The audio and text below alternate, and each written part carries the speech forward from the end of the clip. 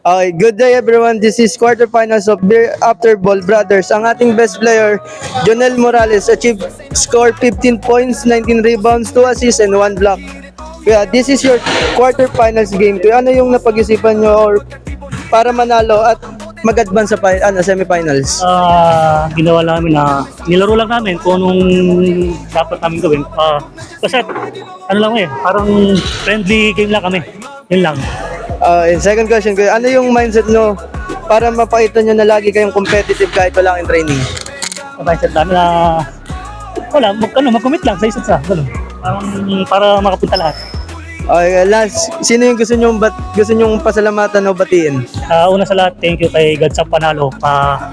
Tapos, binabati ko yung mga teammate ko, mga committee, family ko, sa Pampanga, mga pamilya ko doon, nasa Taiwan.